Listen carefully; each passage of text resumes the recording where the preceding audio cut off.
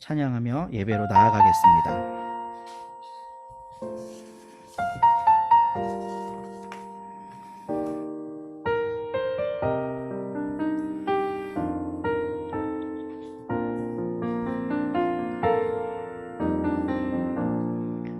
하늘의 문을 여소서,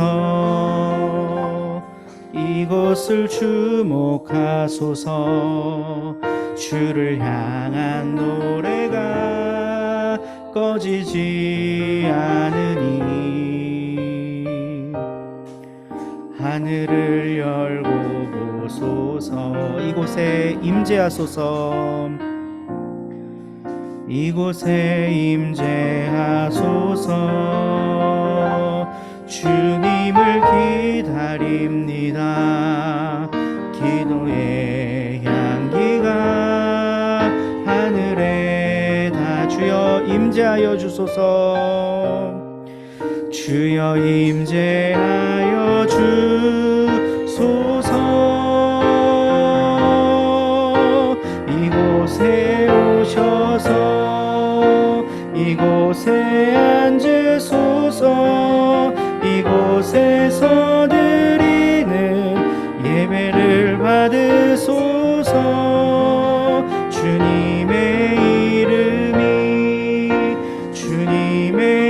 이름만이 오직 주의 이름만 이곳에 있습니다.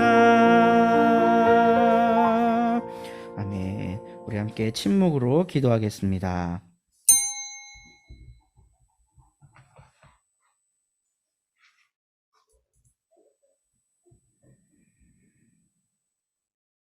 사람들이 땅을 차지하여 제 이름으로 등기를 해 두었어도 그들의 영원한 집, 그들이 영원히 머물 곳은 오직 무덤뿐이다.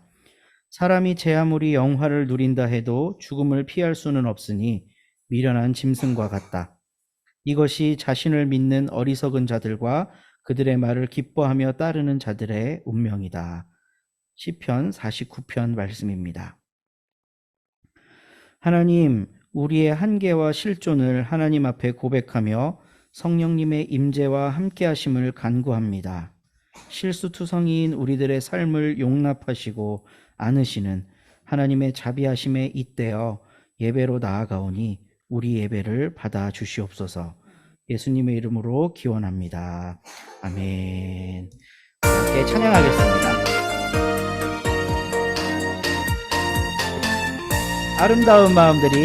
아름다운 마음들이 모여서 주의 은혜 나누며 예수님을 따라 사랑해야지. 우리 서로 사랑해. 하나님이 가르쳐준 한 가지, 내 이웃을 내 몸과 같이 사랑해요. 미움 다툼 시기 질투 버리고 우리 서로 사랑해.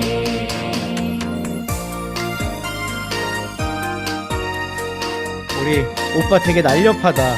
보기와 다르게. 다음에 예수님을 만나면 우리 뭐라 말할까? 그때는 부끄러움 없어야지. 우리 서로 사랑해. 하나님이 가르쳐준 한 가지, 내 이웃을 내 몸과 같이 사랑해요. 미움 다툼 시기 질투 버리고 우리 서로 사랑해.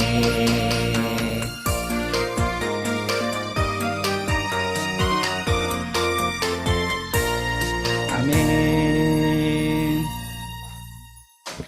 참 어릴 때부터 부르던 찬양인데 이 찬양대로 할 수 있다면 이 세상 천국 될 것 같습니다. 우리 오늘 함께 나눌 교독문은 시편 107편이고요. 한 절씩 교독하겠습니다. 어떤 이들은 광야의 사막에서 길을 잃고 사람이 사는 성읍으로 가는 길을 찾지 못했으며 그곳에서도 목이 말라 기력이 다 빠지기도 하였다. 그러나 그들이 그 고난 가운데서 주님께 부르짖을 때 주님께서는 그들을 그 고통에서 건지시고 다른 길로 들어서게 하셔서 사람이 사는 성읍으로 들어가게 하셨다. 주님의 인자하심을 감사하여라. 사람들에게 베푸신 주님의 놀라운 구원을 감사하여라. 주님께서는 목마른 사람에게 물을 실컷 마시게 하시고 배고픈 사람에게 좋은 음식을 마음껏 먹게 해주셨다. 아멘. 우리는 세상을 창조하신 전능하신 하나님을 믿습니다. 그분의 아들이신 예수 그리스도는 아버지의 뜻을 받들어 보존과 회복을 위해 이 땅에 오셨고 사셨습니다. 결국 세상의 반대에 부딪혀 십자가에서 죽으셨지만 그분이 옳았음을 인정하는 사람들 속에서 부활하심을 믿습니다. 또한 우리가 예수께서 가신 길을 따라갈 수 있도록 빛을 비추어 주시는 분이 성령이심을 믿습니다. 이 믿음을 공유하는 공동체 안에 사랑의 친교가 일어날 것이며 서로의 허물을 덮어주고 유혹을 이겨내며 악한 것들과 싸움으로 세상을 돌보게 될 것을 믿습니다. 그리고 마침내 부활하신 주님과 연합하게 될 것을 믿습니다. 아멘.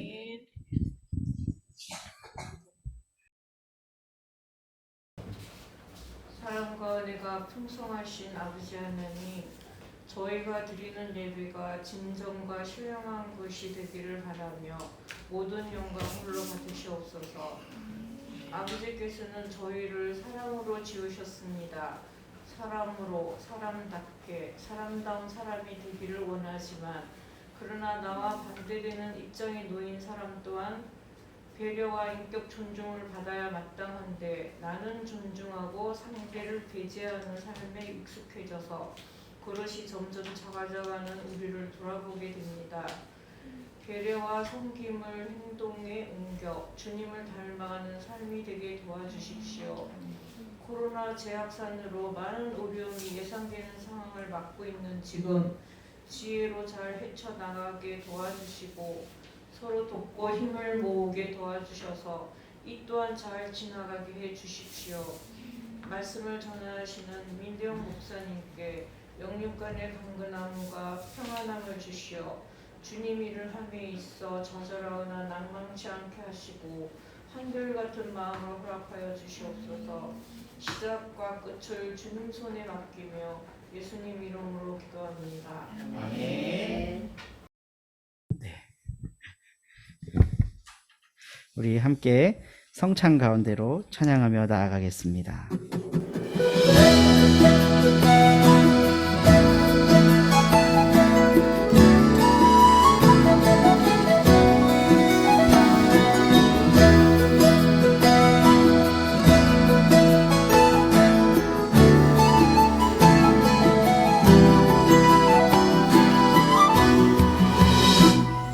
성찬의 식탁으로 주님이 초대하네. 어떤 차별도 없이 누구나 오라 하시네. 성찬의 식탁으로 주님이 초대하네. 어떤 차별도 없이 누구나 오라 하시네. 그 떡과 잔으로 하나 되어서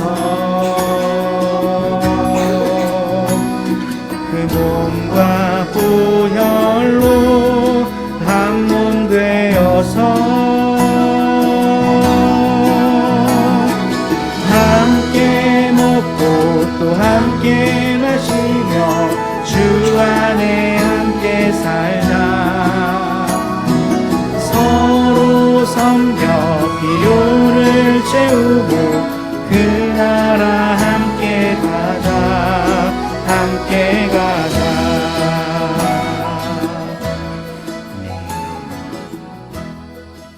이 시간에는 성령의 임재를 구하며 함께 기도하겠습니다. 자비하신 하나님,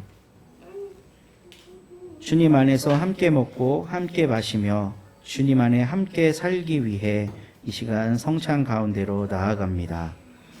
각자 다른 삶을 살지라도 오늘 성찬에 참여하는 우리 모두가 예수 그리스도 안에서 한 자매요 형제임을 고백하는 시간 될 수 있도록 인도해 주시옵소서.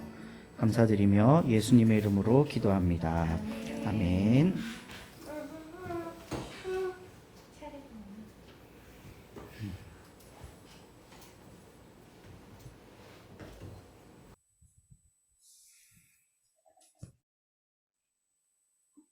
예수님께서 로마 군인들에게 잡히시던 날 밤에 제자들과 마지막 저녁 식사를 하셨습니다.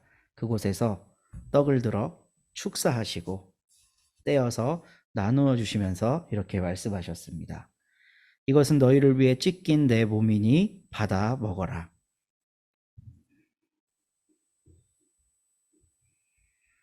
식후에 잔을 들어 축사하신 후에 제자들에게 잔을 돌리며 말씀하셨습니다. 이 잔은 내 피로 세운 새 언약의 잔이니 이를 행하여 나를 기념하라. 이제 주님의 명령 따라서 주님의 몸과 주님의 피를 함께 먹고 마시는 나눔의 시간을 갖겠습니다. 옆 사람에게 주님의 몸 언약의 피입니다 라는 메시지를 전하면서 나누어 주시면 되겠습니다. 감사기도 드리겠습니다. 하나님, 하늘 보좌를 버리고 이 땅에 오신 주님께서 마침내 몸까지 버려 온몸에 피를 다 쏟아 우리를 위해 주셨습니다. 받은 은혜에 감사해서 우리도 나누고 싶은데 어떻게 해야 할지 잘 알지 못하오니 우리에게 지혜를 주셔서 성찬을 받은 사람이 마땅히 살아야 할 그 삶의 방향성을 하나님께서 가르쳐 주시고 지도해 주시고 이끌어 주시옵소서. 감사드리며 예수님의 이름으로 기도합니다. 아멘. 오늘 함께 나눌 하나님 말씀은 신약 성경 누가복음 12장입니다. 12장 13절부터 21절인데요. 16절부터 읽을게요. 16절부터 함께 한 절씩 교독하겠습니다. 그리고 그들에게 비유를 하나 말씀하셨다. 어떤 부자가 밭에서 많은 소출을 거두었다. 그래서 그는 속으로 내 소출을 쌓을 곳이 없으니 어떻게 할까 하고 의미하였다. 그는 혼자 말하였다. 이렇게 해야겠다. 내 곡간을 헐고서 더 크게 짓고 내 곡식과 물건들을 다 거기에다 쌓아두겠다. 그리고 내 영혼에게 말하겠다. 영혼아, 열흘 동안 쓸 만한 물건을 쌓아두었으니 너는 마음 놓고 먹고 마시고 즐겨라. 그러나 하나님께서 말씀하셨다. 어리석은 사람아, 오늘 밤에 내 영혼을 내게서 도로 찾을 것이다. 그러면 내가 장만한 것들이 누구의 것이 되겠느냐? 자기를 위해서는 재물을 쌓아두면서도 하나님께 대하여는 부요하지 못한 사람은 이와 같다. 아멘. 오늘 예배 가운데 오신 여러분 모두를 주님의 이름으로 환영하고 축복합니다. 온라인에 계신 분들도 환영합니다. 이 본문은 엄청 많이 들어보신 본문일 거예요. 그리고 사실 우리 교회에서도 2월 첫째 주에 이 본문을 가지고 한번 나눈 적이 있습니다. 그러니까 그때는 정확히 이 본문이 아니었는데 이 그림을 같이 한번 나눈 적이 있어요. 이 그림은 렘브란트가 그린 건데요. 와, 어떻게 이렇게 그렸을까? 제가 이 그림에서 제일 충격을 받았던 부분은 이 사람의 손입니다. 이 부자의 손. 부자의 손이 뭘 하고 있죠? 모르겠어요. 촛불을 가리고 있죠. 원래 빛은 세상을 다 비추는 거예요. 태양이 뜨면 온 세상을 비춥니다. 그리고 우리 이 위에 머리 위에도 LED 전구가 있는데 얘는 이 공간 구석구석을 잘 비치고 있어요. 이 사람도 초를 밝힌 이유는 밤에 뭘 보고 싶어서겠죠. 근데 이 사람에 의해 가려진 불은요, 온 방을 비추지 못해요. 딱 비추는 게 정해져 있습니다. 서류 뭉치들, 돈다발들이에요. 이 서류 뭉치들이 뭘까? 채권들 아닐까? 남한테 땅 문서, 집 문서, 남한테 빌려준 차용 증서들, 이런 것들 쫙 모아놨겠죠. 그러니까 이 사람의 삶의 관심을 렘브란트는 손으로 가려서 잘 보여준 것 같아요. 다른 것들도 비춰야 되는데, 빛이라고 하는 건 이것만 보는 사람인 거죠. 이것만 보는 사람. 근데 우리가 성경을 읽어서 잘 알다시피 죽으면 끝인데, 중세의 흑사병이 온 세계를 휩쓸고 지나갔을 때 유행하던 말이 있습니다. 신학자들과 철학자들 사이에서 메멘토 모리라는 말이에요. 너는 죽을 존재라는 걸 기억해라 라는 거죠. 그러니까 지금 인구의 3분의 1이 병으로 인해 죽어가고 있는 이런 어마어마한 상황 속에서 살아남은 사람들이 가져야 할 삶의 자세라는 건 나도 저렇게 죽을 수 있었구나라는 거예요. 이게 되지 않으면 그 당시 사회가 작동을 못하는 거예요. 그냥 이기적으로 나만 살려고 하고 그냥 도망치려고 하고 이런 세상이 돼갖고는 그 사회가 작동을 안 하는 겁니다. 그러니까 종교인들과 철학자들과 사회 지도자들이 메멘토 모리라는 말을 굉장히 세게 기억하게 된 거죠. 지금 내 부모님, 내 자식들, 형제들이 누가 어떻게 언제 죽을지 모르는 상황 속에서 나도 죽을 수 있구나 라고 하는 그 마음이 그 사회를 변화시킬 수 있는 건데, 이 부자에게는 그게 없는 거예요. 이 부자의 온갖 삶의 관심은 재물인 겁니다. 이미 충분히 먹고 살 만한 재산이 있고 더 많은 걸 거둬들였으면 성경은 어떻게 하라고 가르치고 있을까요? 네, 나눠주라고. 심지어는 땅도 50년 되면 더 이상 내 게 아니에요. 더 이상. 원래 이스라엘 백성들이 이집트의 노예로 살다가 가나안으로 갔잖아요. 그 가나안에 있는 땅을 어떻게 획득하게 됐죠? 거저. 이런 메시지는 굉장히 잘못된 겁니다. 이 산지를 내게 주소서. 그러니까 좋은 땅을 보고 저걸 내 땅으로 주십시오 하나님. 이거를 완전 성경을 왜곡한 거예요. 왜냐하면 여호수아랑 갈렙이 그런 땅을 보고 이 산지를 내게 주소서라고 했을 때는 그 산지가 어떤 산지냐면 가장 강한 사람들이 살고 있는 곳이에요. 그러면 얘네들은 가만히 있고 이 산지를 내게 주십시오 하면 하나님이 그곳에 있던 강한 민족을 싹 몰아내고 그냥 주실까? 그게 아니에요. 피 흘리면서 싸워야 되는 지금 그 상황을 앞에 두고 하는 기도가 이 산지를 내게 주십시오입니다. 근데 성경은 너무 오래전에 기록된 거라 그 역사적 팩트는 우리가 정확히 다 알 수 없지만 그곳에 살던 가나안의 토착민으로 살던 사람들은 하나님 보시기에 좋지 않은 문화를 생산하는 사람들이었어요. 성경에는 그들이 철기 문명을 가졌다라고 이야기를 하거든요. 그러니까 철기 문명을 가지고 계급을 만든 사회 속에 산 거죠. 그러니까 이스라엘 백성들이 출애굽해서 처음으로 들어갔던 성이 여리고라는 성인데 이 여리고에서 구원받은 사람이 이름 혹시 기억나십니까? 여호수아가 여리고성을 쳤을 때 구원받은 사람. 성경에 기생이라고 라합이라고 나오죠.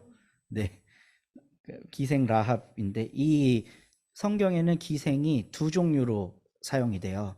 커데샤라고 하는 기생이 있고 조나라고 하는 기생이 있어요. 근데 커데샤는 성전 여성 사제 계급입니다. 그러니까 남성 사제들과 성관계를 하고 이렇게는 하는데 이들의 삶은 굉장히 안정적으로 보장이 돼 있어요. 그러니까 일반 사람들의 눈에는 신녀들인 거예요, 그 사람들은. 근데 조나는 말 그대로 제일 밑바닥 인생입니다. 그러면 라합을 수식한 기생은 뭐였을까요? 네, 조나였죠, 조나. 그러니까 그 사회 속에서 가장 밑바닥으로 살 수밖에 없었던 자기의 의지로는 이 유리천정을 단 한 칸도 뚫고 갈 수 없었던 그 여인을 생산할 수밖에 없는 문명. 이게 여리고 문명이에요. 하나님은 지금 이스라엘 백성에게 공짜로 땅을 주시는 게 아니라 이스라엘 백성을 하나님의 도구로 사용하셔서 악한 문명을 심판하고 계신 겁니다. 가나안이라고 하는 악한 문명. 일단 성경 출애굽기와 민수기, 신명기, 그리고 여호수아를 보면 왜 이스라엘 백성을 40년 동안 광야에서 그렇게 뺑뺑이를 돌리며 훈련을 시켰냐. 결국은 저기 가서 싸워야 될 대상들에 오염되지 말라는 거거든요. 여기는 철기 문명을 가지고 선진화된 그 문명 속에서 높은 사람, 낮은 사람 계급 정확히 정해놓고, 근데 이 밑바닥에 깔려있는 사람들을 착취해서 사회를 지탱하는 시스템인 거예요. 하나님은 그거를 극도로 싫어하십니다. 그래서 창세기 11장에 바벨탑 문명을 처절하게 심판하신 이유도 바로 그건 거죠. 근데 이 이스라엘 백성들이 사사기 시대를 보면 12명의 사사가 나오는데요. 12번이나 하나님을 배신했다는 이야기예요. 12번 하나님 배신하고 다시 울부짖어서 사사들을 보내서 구원해주고 이게 반복되거든요. 여기에서 하나님을 배신했다는 걸 사사기에서 정확히 설명을 하고 있는데 가나안 토착 문명에 동화돼서 그들의 신을 섬긴 걸로 나와요. 그러니까 지금 이스라엘 사람들이 제대로 살지 못했던 역사를 성경이 쭉 보도를 하고 있는 거죠. 성경 전체를 보면. 그러니까 이런 게 저는 좀 잘 이해가 안 돼요. 유대식 교육. 이런 걸 선호하는 우리 이 기독교인들이 너무 많다는 거. 왜 그거를 선호할까? 핵심을 파고들면요. 미국의 자본을 움직이는 사람들이 유대인이기 때문이에요. 그 유대인식 교육 자체가 위대하기 때문이 아니라 그들이 이루어낸 성과, 현재 누리고 있는 것 때문에 그런 거라고요. 그 속내를 잘 들여다보면 우리 자식도 저렇게 위대한 지도자가 됐으면, 보이지 않는 큰 손이 됐으면 하는 기대치가 우리들에게서 이게 나가기 때문에 유대식 교육을 좋아.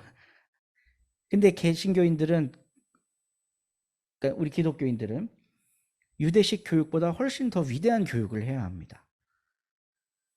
원래 이 부자는 이렇게 많은 재산을 가지고 있고 창고가 가득 찼는데 또 이번에 풍년이야. 그러면 해야 하는 분명한 사명이 그거 다 헐어갖고 나눠줘야 되는 거거든요. 그게 성경의 정신이고 그게 유대식 정신입니다. 원래. 근데 역사 속 유대인들은 그 정신을 구현해내지 못해요.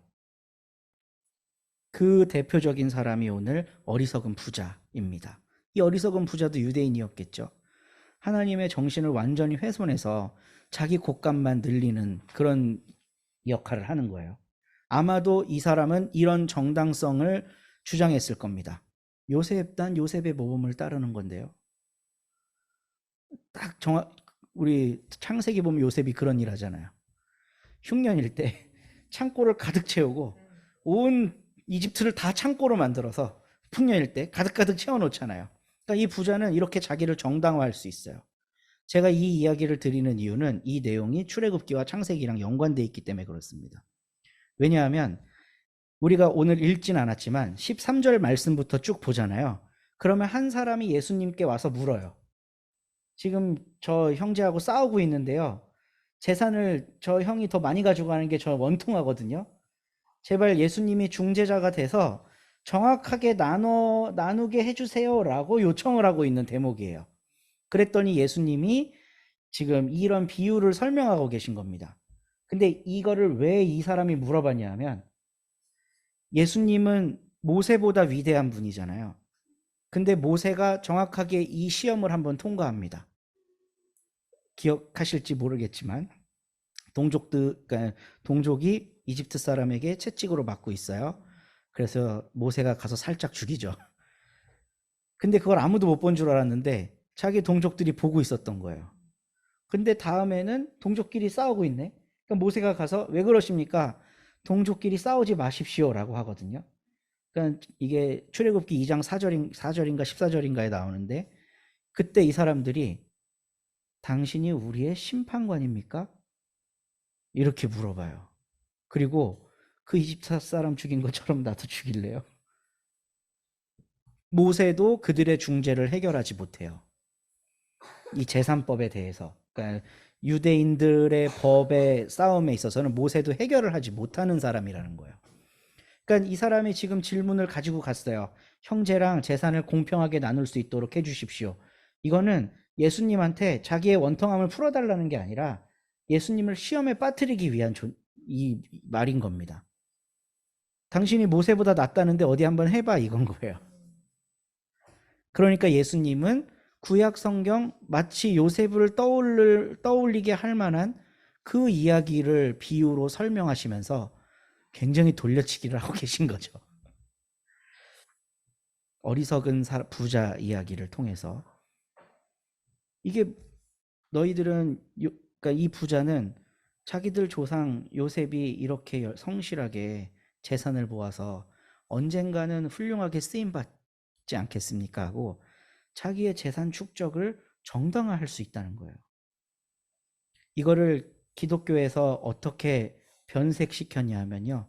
고지론이라는 걸로 변색을 시켰는데 제가 존경하는 김동호 목사님도 그 중에 한 사람입니다. 기독교인들이 세상 사람들보다 더 잘 살고 더 성실하고 더 열심히 살아서 높은 위치에 올라가야 된다는 거예요. 재산도 그러니까 돈도 벌고 명예도 얻고 힘도 가지라는 겁니다. 그 다음에 베풀으라는 거예요. 이 말씀 괜찮으신가요? 그냥 세상 논리를 보면 틀린 말 아닌 것 같죠? 근데요. 성경의 역사가 보증해 주는데 그 논리 속에 들어간 사람은 100이면 100 전부 다 탐욕에 집니다.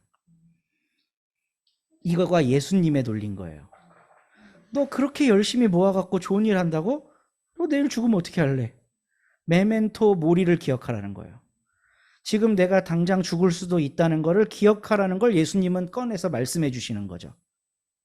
근데 우리에게는 이렇게 열심히 모으고 거대해져서 예수님이 오병이어의 기적을 일으킨 것처럼 우리도 5,000명을 먹일 만한 사람이 됐으면 좋겠습니다. 하나님 기도하거든요. 선한 의도죠. 5,000명을 먹이겠다고 하는데 근데 사람은 100이면 100, 그 5,000명을 먹일 걸 다 자기가 갖는다는 거죠. 나눌 수 없다는 거예요. 나누지 않아. 그래서 예수님이 우상을 전혀 두려워하지 않으신 분인데 딱 하나의 우상만큼은 두려워하셨습니다. 맘몬이라고 하는 우상. 하나님도 잊게 만들 만한, 하나님도 경쟁에서 이길 수 없는 그 우상이 맘몬이라고 이야기를 하시는 거예요. 너희가 하나님과 재물을 겸하여 섬길 수 없다 그러시잖아요. 근데 우리가 이 이야기를 통해서 오늘 한번 성찰해 보기를 원하는 건요. 지난 수십 년 동안 하나님의 일을 하며 성장을 거듭해온 우리들의 교회를 한번 성찰해 보고 싶어서예요. 1960년대 이후에 우리나라가 급속한 산업 시대에 돌입했습니다. 그 산업 시대의 주역은 비단 우리 국민들만이 아니에요. 외국에서 어마어마하게 많이 도와줬어요. 우리가 자체 생산해내서 번 것보다 다른 나라에서 지원해서 들어온 돈이 압도적으로 많아요. 초창기에는. 그러니까 엄청나게 큰 도움을 받아서 산업화를 시작하게 되는 거죠. 그러니까 산업화 시대가 되니까 농촌이 인구가 줄어들고 도시로 점점 인구가 몰려들기 시작을 합니다. 그러니까 도시 빈민들이 생기는 거예요. 지금 1,000만 명 서울 사람 중에 부자가 몇 프로 될까? 자기 집을 갖고 있고 어느 정도 경제적인 안정을 누리는 사람이 30% 남짓이거든요. 그러니까 70%의 사람들은 힘든 삶을 살아야 되는 곳이 바로 도시인 거죠. 근데 이상하게 그 시대에 교회가 엄청나게 성장해요. 화장실 갔다 오세요. 네. 교회가 엄청나게 성장을 해요. 해마다 거의 막 30%, 40%씩 성장을 해서 1980년대 후반에는 그 유명한 1,000만 명을 찍습니다. 1,000만 명. 그리고 뭐 70년대, 80년대 계속 여의도에서 큰 부흥 집회들을 하죠. 그럼 100만 명씩 모였대요. 어떤 정치 지도자가 연설을 하면 100만 명이 모일까? 그러니까 기독교의 황금기였고 그냥 노다지 십자가만 세워놓으면 사람들이 마구마구 몰려드는 그런 시기였어요. 그래서 교회 안에 어떤 문화가 크게 생겼냐 하면 건축 문화가 엄청나게 생겼습니다. 이 몰려드는 사람들을 감당하지 못하니까 목사들의 유일한 꿈이 이거를 더 큰 공간을 만들어서 여기를 채워야 된다는 거예요. 그래서 80년대, 90년대, 2000년대까지는 한국 교회는 목사들이 대부분 다 건축 전문가들이에요.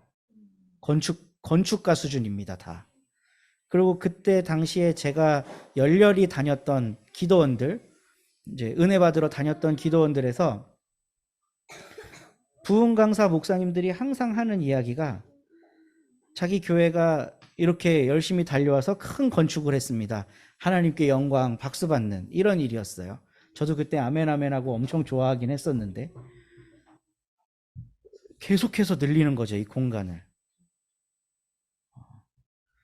근데 이게 비단 그들만의 문제가 아니라 저희의 문제이기도 한 게 제가 이렇게 몇 분이 함께 합류하시니까 좀 더 넓은 공간을 알아봐야 되나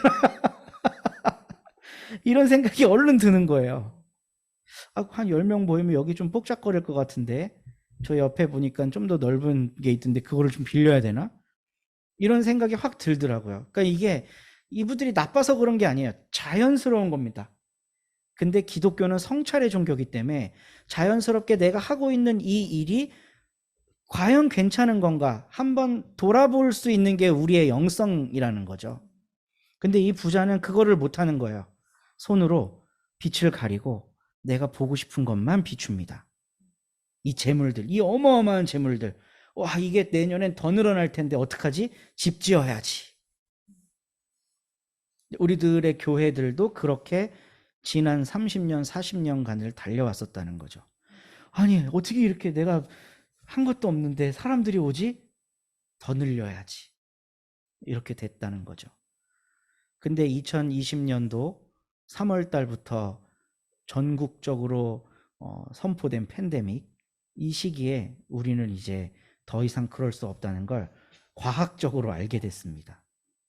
그렇게 넓혀놓은 곳간이 한순간에 비어서 텅 빈 상태가 될 수도 있구나 라는 걸 우리는 알게 됐어요. 하나님이 갑자기 교회에서 사람들을 빼내신 거죠. 지금 큰 교회들 꽉 차는 교회 하나도 없습니다. 가보시면 알 거예요. 띄엄띄엄 있습니다. 다. 제가 아주 좋아하고 사랑하는 담임 목사님들이 큰 목회 하시는 분들 몇 분 계시거든요. 1500명, 2000명 모이는 교회가 지금은 1000명 미만이에요. 다. 그러니까 공간이 다 안 차는 거죠. 이제. 이럴 때 우리는 어떻게 해야 되냐 인 겁니다. 지금까지의 교회가 교회의 공간을 채우기 위한 교회, 교회를 위한 교회였다면 이제는 그거를 멈춰야 될 때이고 곳간에 넘쳤던 그 재물들 어떻게 써야 되나를 고민해야 될 때입니다. 교회를 더 넓히고 이 공간에서 더 편안하게 예배드릴 수 있고 이런 거를 위해 쓸 때가 아니라는 거죠. 우리 교단에서 가장 오래된 교회가 세문안 교회예요. 130년이 넘은 교회입니다. 1885년도에 지어졌으니까. 그 교회가 서울시가 지정한 오래된 건축 유산이 될 정도로 아주 고즈넉하고 좋은 곳이었어요. 근데 최근에 완전히 밀어버리고 대형 빌딩을 지었습니다.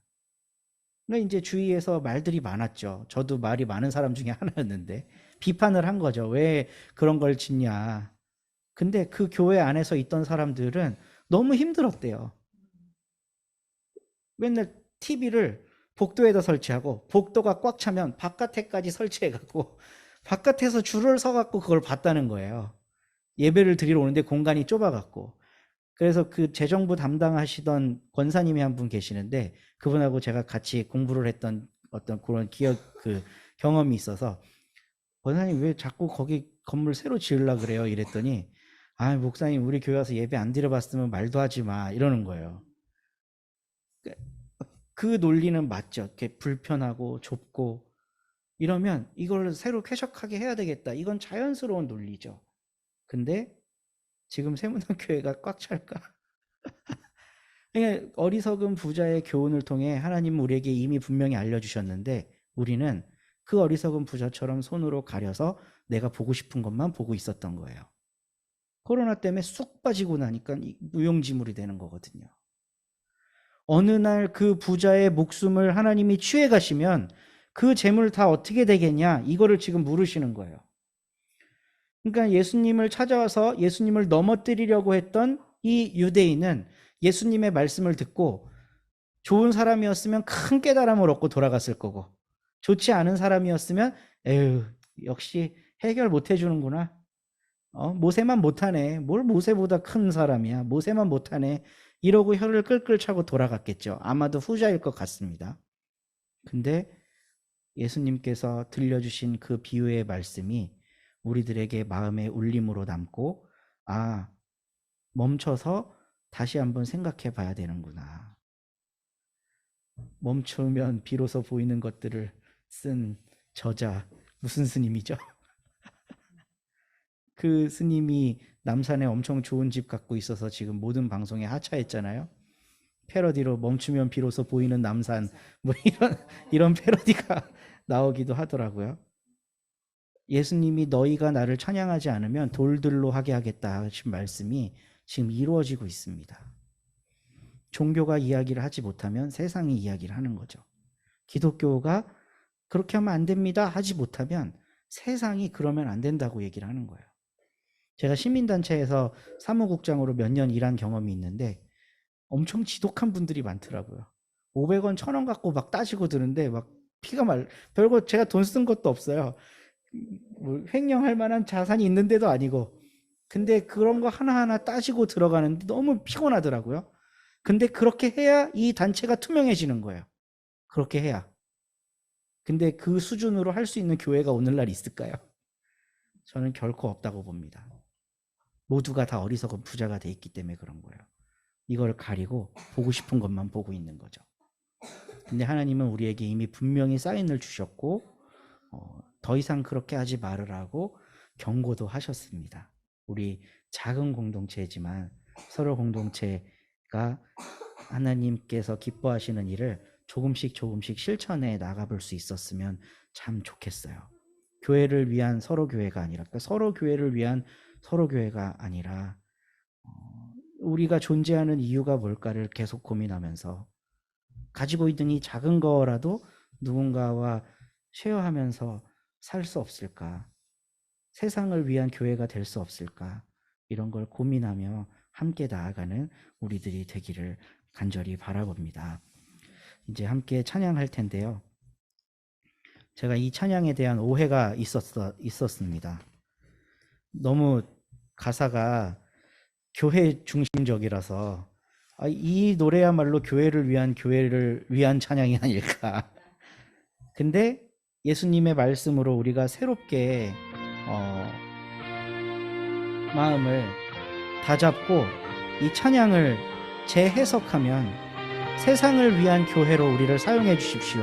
이렇게 바꿔 부를 수 있지 않을까 싶습니다. 함께 찬양하겠습니다. 우리에겐 소원이 하나 있네. 주님 다시 오실 그날까지 우리 가슴에 새긴 주의 십자가 사랑 나의 교회를 사랑케 하네. 주의 교회를 향한 우리 마음 희생과 포기와 가난과 고난 하물며 죽음조차 우릴 막을 수 없네. 우리 교회는 이 땅의 희망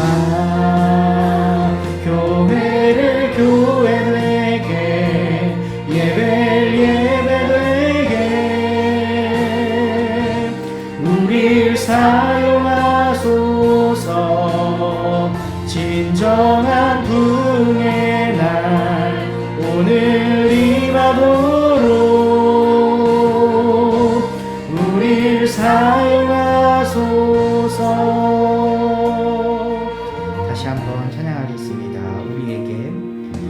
우리에겐 소원이 하나 있네.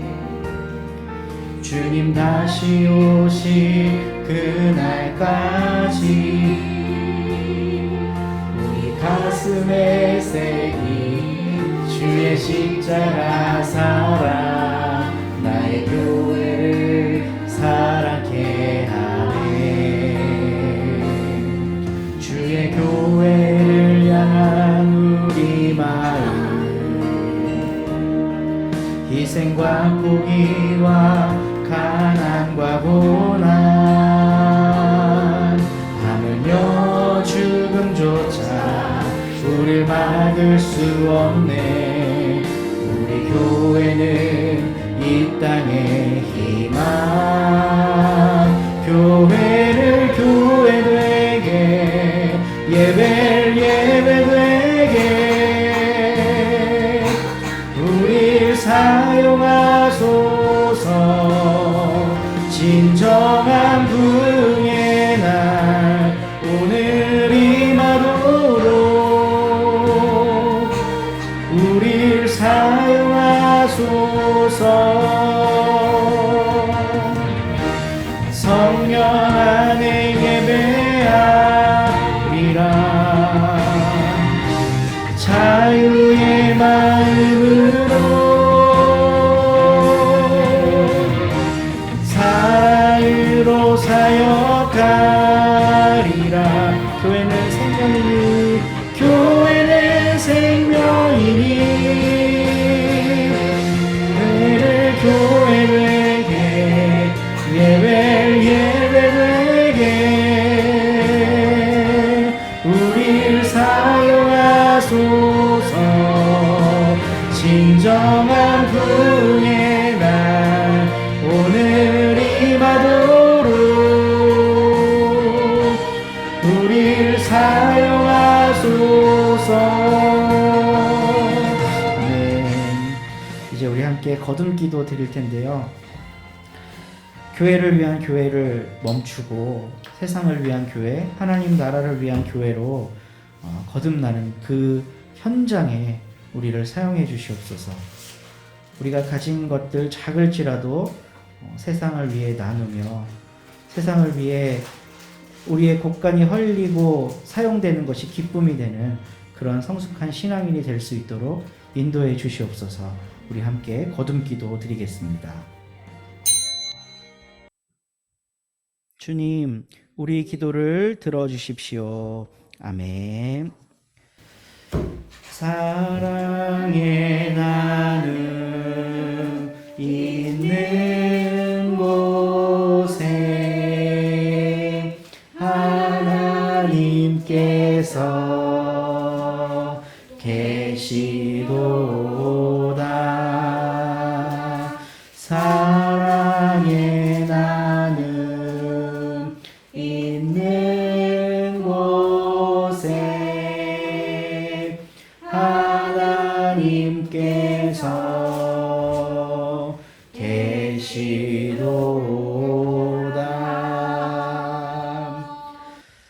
하나님, 우리 가진 것 중에 작은 것을 구별해서 드립니다. 이 예물 기쁘게 받아주시고 하나님 원하시는 곳에 사용하시되 세상을 위해 교회가 헌신하는 자리에 그리고 다음 세대들이 길러지는 곳에 복음이 증거되는 곳에 귀하게 사용될 수 있도록 인도해 주시옵소서.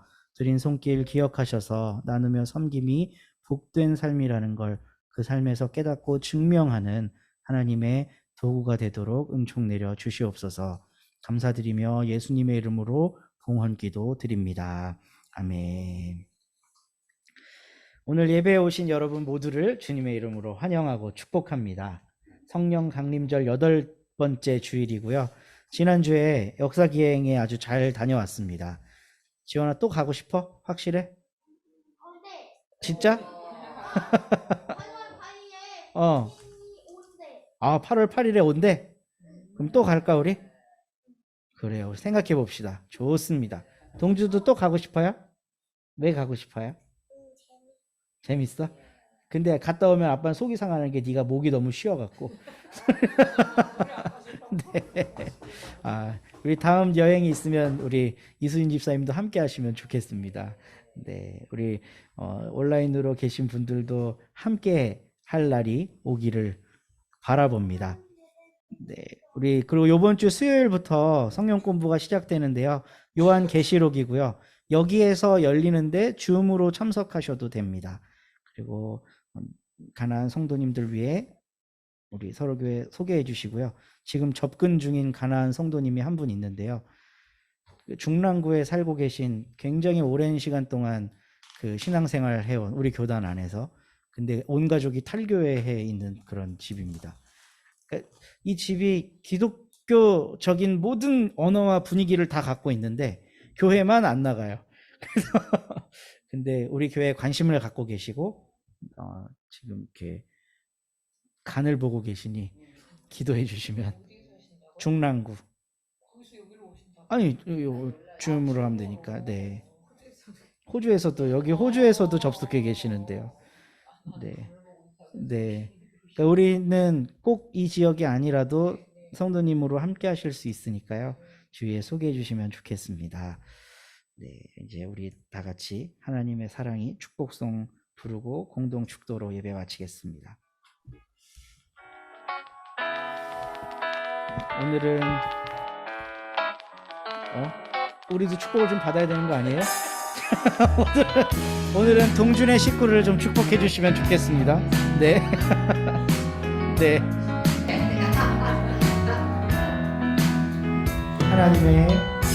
하나님의 사랑이 당신의 삶 가운데 가득하기를 축복합니다. 하나님의 은혜가 우리 가운데 가득하길 기도합니다. 하나님의 사랑이 당신의 삶 가운데 가득하기를 축복합니다. 하나님의 은혜가 우리 가운데 가득하길 기도합니다. 민동주를 축복합니다. 우리 신혜영 집사님도 축복합니다. 저도 축복합니다. 네, 모든 분들 다 축복합니다.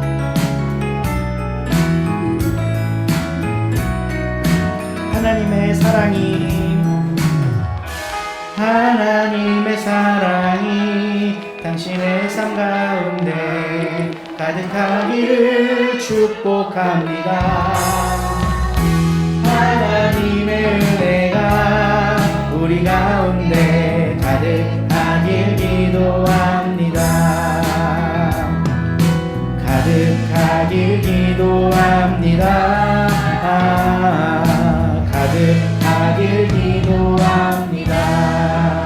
아멘. 이제 우리 다 같이 일어나서 축도하고 마치겠습니다. 주님께서 여러분에게 복을 주시고 여러분을 지켜주시며 주님께서 여러분을 밝은 얼굴로 대하시고 은혜 베푸시며 주님께서 여러분을 고이 보시어서 평화 주시기를 기도합니다. 예수님의 은혜와 하나님의 사랑과 성령님의 사이좋게 하심이 여러분 모두와 함께하기를 기도합니다. 아멘. 감사합니다.